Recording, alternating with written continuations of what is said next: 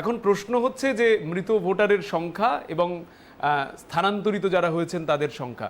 নির্বাচন কমিশনের আধিকারিকরা তারা কিন্তু বারবার পরিসংখ্যান দিয়ে বুঝিয়ে দিচ্ছেন যে মূলত এই মুহূর্তে বিবেচনাধীন যাদেরকে নিয়ে এই মুহূর্তে সব থেকে বেশি রাজ্য জুড়ে উপদ্রব তৈরি হয়েছে, তাদের জন্য দায়ী কারা? ইআরও এবং এইআরও তারা কোথাও নিজেদের যে দায়, সেই দায়টা সঠিকভাবে প্রতিফলিত করতে পারেননি, কাজে প্রক্রিয়াতে পারেননি। আবার অনেকে বিএলওরা তারা যথাবিহিতভাবে তারা আতঙ্কিত ছিলেন, তার কারণ একদিকে তারা নির্বাচন কমিশনের কথা শুনে কাজ করবেন, অন্তত একটা সরকারি কাজ সঠিকভাবে পরিচালনা করবেন, নাকি পাড়ার কোনো তথাকথিত বড় নেতা তার প্রভাবে আতঙ্কিত হয়ে আশঙ্কা থেকে কাজ করবেন। এখন তিনি যদি মারা যান সেক্ষেত্রে প্রেসারে মৃত্যু হবে এবং তার কারণটা কোথাও গিয়ে নির্বাচন কমিশনের কাছে চলে যাবে। কিন্তু অদ্ভুতভাবে বিএলও যারা এখনো পর্যন্ত মারা গিয়েছেন তারা আমরা শুনেছি যে তাদের মৃত্যুর জন্য নাকি নির্বাচন কমিশন দায়ী, বা তারা আতঙ্কিত হয়ে গিয়েছেন এই সম্পর্কিত কোনো ডাক্তারি সার্টিফিকেট বা যারা এই বিষয়টা নিয়ে বিশেষজ্ঞ তারা কিন্তু রাজ্যের মুখ্য নির্বাচন কমিশনার তিনিও বলেছিলেন যে যারা এই কারণে মারা গেছে তাদের যদি পোস্টমর্টম হয়ে থাকে সেই পোস্টমর্টম রিপোর্টে ঠিক কি লেখা রয়েছে, এসআইআর এর কারণ কি লেখা রয়েছে, এবং এই এসআইআর এর সংক্রান্ত নিজের ব্লাড গ্রুপ মেলানোর জন্য বিভিন্ন মানুষ আবার ব্লাড রিলেশন সার্টিফিকেটও বের করে নিয়েছেন। এরকম সার্টিফিকেট হয় কিনা, মানে অন্য রাজ্যে হয় কিনা জানি না, কিন্তু এই রাজ্যে হয়। বিষয়বস্তু বিভিন্ন রাজ্যের মানুষ, এমনকি বিদেশের মানুষ, তারাও অত্যন্ত বিস্ময়ের সঙ্গে পশ্চিমবঙ্গের এই নির্বাচন পূর্ববর্তী অধ্যায়টা নজরে রেখেছেন।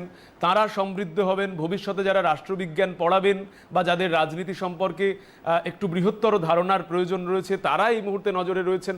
এবং পশ্চিমবঙ্গের ভোটাররা তারা তো আছেনই, একই সঙ্গে এই মুহূর্তে তোমার কথার প্রেক্ষিতেই বলি যে অশরীরী যারা প্রতি বছর নির্বাচনে এসে নিজের ভোটটা দিয়ে চলে যেতেন, যাদের পরিবারের যারা অংশবিশেষ তারা তাদের দেখতে পেতেন না, তারাও কিন্তু এই মুহূর্তে কোথাও গিয়ে হয়তো নজরে রেখেছেন পুরো পরিস্থিতিটা কোন দিকে। একদিকে নির্বাচন কমিশন, মানে তুমি বলছো এইবার পূর্ণাঙ্গ তালিকা যা প্রকাশ হবে, অর্থাৎ ভোটের সময় মানুষজন গিয়ে আর খুঁজবেন, মানে জানতে চাইবেন যে সেই ভোটটা পড়লো কি পড়লো না, বা দেখতে চাইবেন যে তার মা বাবা ঠাকুমা বা দাদা কেউ এসেছিল কিনা, এইটাই বলতে চাইছো? দেখো, নির্বাচন কমিশন চাইছেন নরকের দরজা বন্ধ করে দিতে। এখন যদি কেউ এই দরজা খুলে রাখতে চান, সেই বিষয়টা একেবারেই রাজনৈতিক। আমরা সংবাদ জগতের মানুষও এই সম্পর্কিত কোনো মন্তব্য করব না, তার দায় আমাদের নেই। কিন্তু প্রশ্ন হচ্ছে, নির্বাচন কমিশন বারবার বলে এসেছে যে নির্ভুল এবং স্বচ্ছ ভোটার তালিকা তারা তৈরি করতে বদ্ধপরিকর।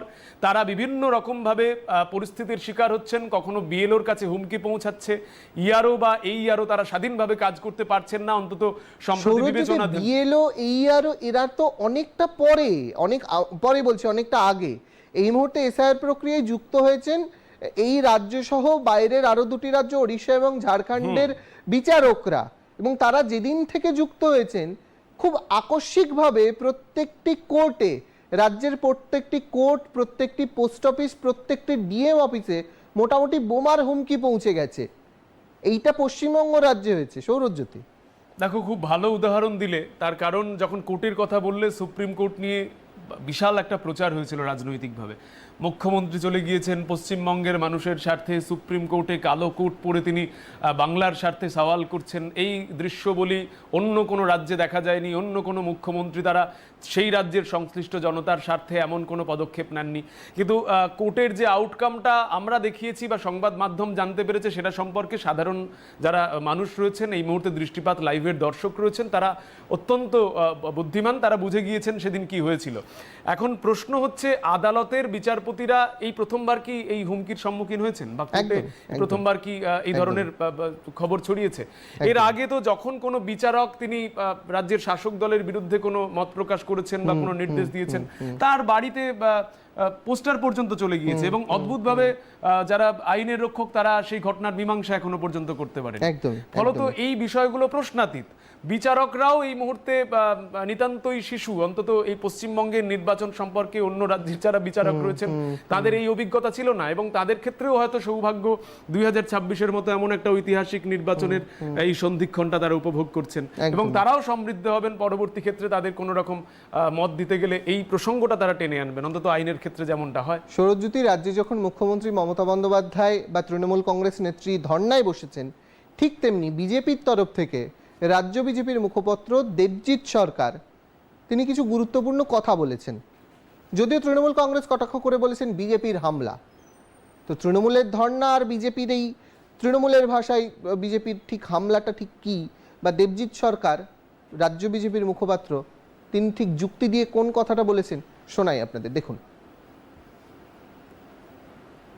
মানুষের ধর্ণা নয়, এটা তৃণমূলের এজেন্ডার পক্ষে একটা ধর্ণা, যে ধর্ণার মাধ্যমে পশ্চিমবঙ্গের মুখ্যমন্ত্রী তার মাসেল ফ্লেক্স করে দেখাতে চাইছেন যে তিনি কতটা ক্ষমতাবান।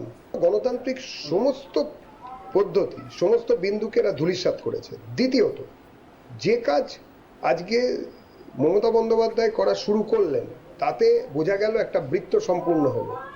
বিরোধী থেকে শুরু, বিরোধীতেই শেষ। 26-এর নির্বাচনের পরে ওনাকে তো বিরোধীর আসনেই বসতে হবে, বিরোধিতাই করতে হবে, এবং এইভাবে হাটে মাঠে ঘাটে আবার সরকার বিরোধিতায় নামতে হবে। 3 মাস আগে থাকতে নেবে নেট প্র্যাকটিস করছেন। সৌরজ্যোতি, দেবজিৎ সরকারের বক্তব্য শোনাচ্ছিলাম, দর্শকদের কাছে এই প্রসঙ্গে আসবো, কিন্তু এই মুহূর্তে একটা বড় ব্রেকিং। গতকালই আমরা একটি বিষয়ে আলোচনা করছিলাম, এখানে দাঁড়িয়ে প্রসেনজিৎ বক্সী ছিলেন কনসাল্টিং এডিটর। রাজ্যে জয়েন্ট এন্ট্রান্স পরীক্ষা কবে, আমি জানি না তার ইম্প্যাক্ট কিনা, কিন্তু এই মুহূর্তে রাজ্যে জয়েন্টের দিনক্ষণ ঘোষণা হয়েছে।